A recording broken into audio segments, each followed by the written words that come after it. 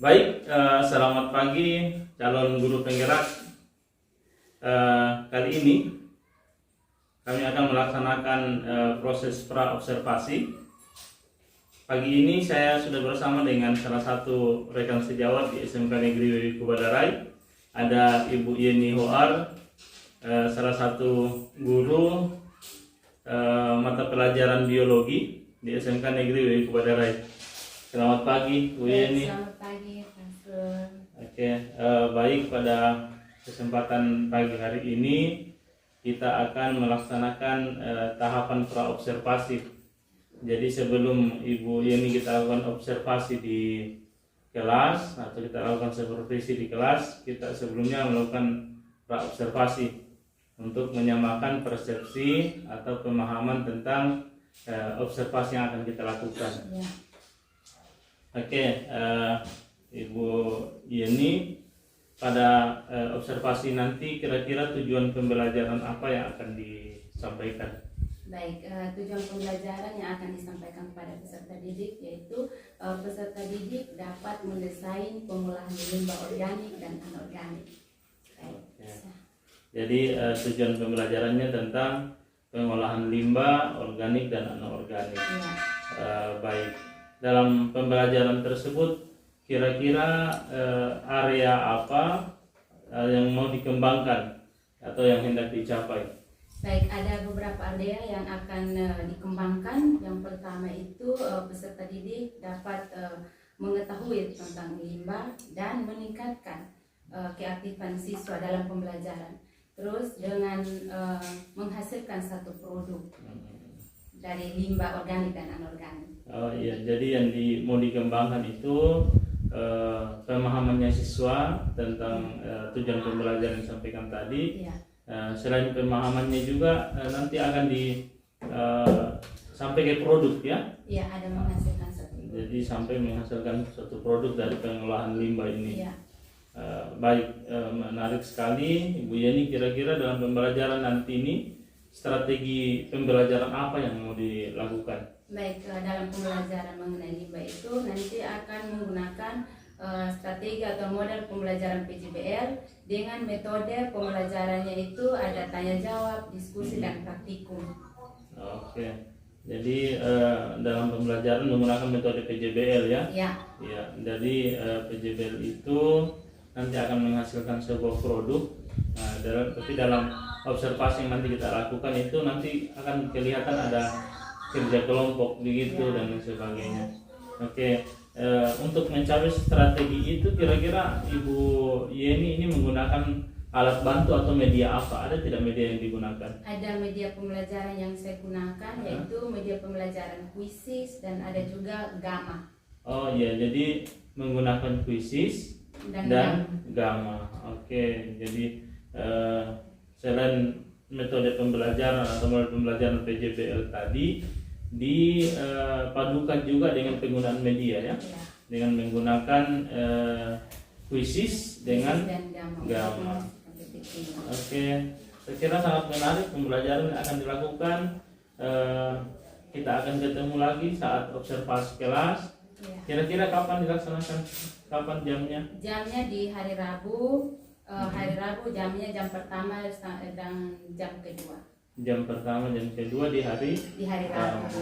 Oke, jadi nanti kita akan ketemu kembali di tahapan observasi kelas yang akan kita laksanakan di hari Rabu di jam pertama. Di kelas berapa Bu ya? Di kelas 10 pertanian. 10 pertanian.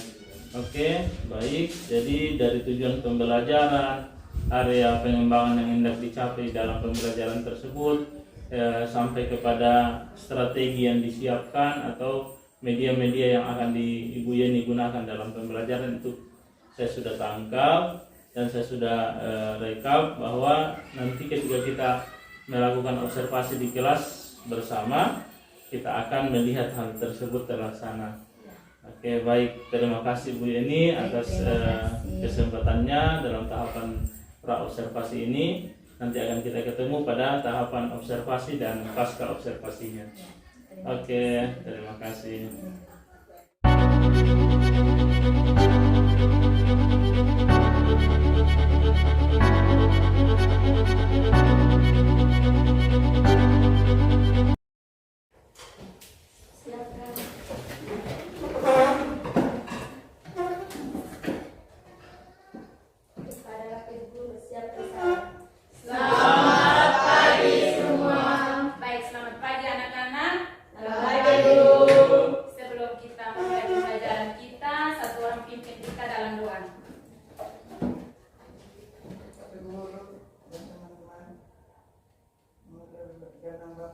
dan Putra dan Roh Kudus. Amin.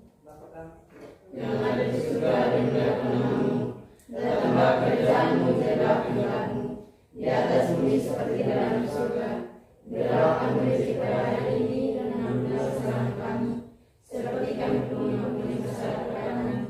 Dan jangan masuk ke dalam pencobaan, tetapi bebaskanlah kami dari jahat. Amin. Dan nama Bapa dan Putra dan Roh Kudus. Amin. Silakan duduk.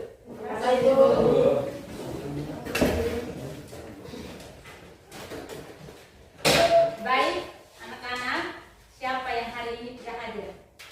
Semua hadir? Ya. Baik, kalau semua hadir, harus semua pada semangat ya untuk pembelajaran. Ya. Semangat? Semangat. Lagi datang sarapan toh? Iya. Lagi datang, kalau begitu, Ibu akan menayangkan satu video kepada kalian. Jadi silakan kalian amati video yang Ibu tayangkan di depan ini.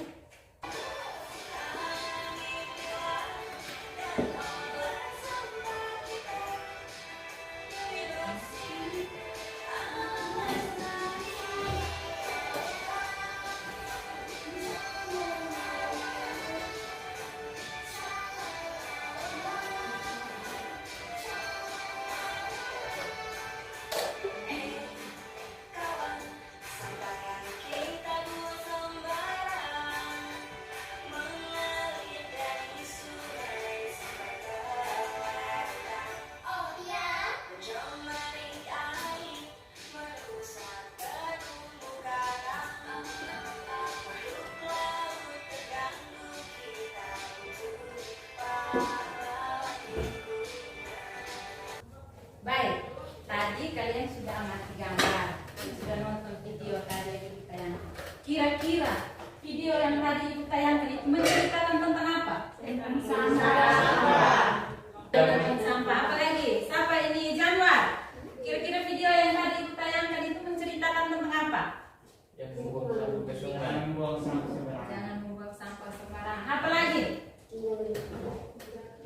Menjaga lingkungan. Ada tujuan yang akan kita capai pada pagi hari ini, yaitu peserta didik dapat mendesain pengolahan limbah organik dan anorganik. Jadi Bang menayangkan lagi satu masalah kepada kalian, tapi membagikan LKPD kepada kalian semua.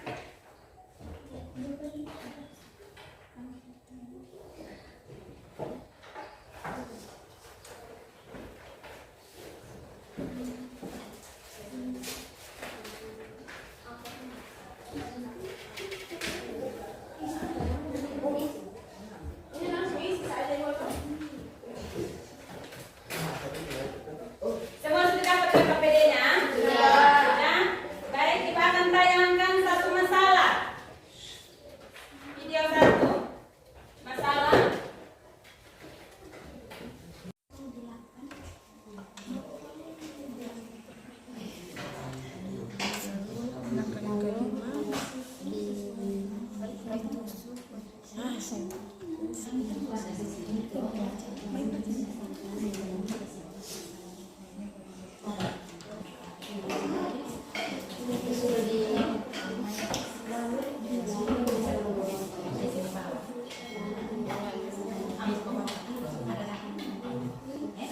Semua, Baik. kami dari kelompok 1 ingin mempresentasikan hasil diskusi kami.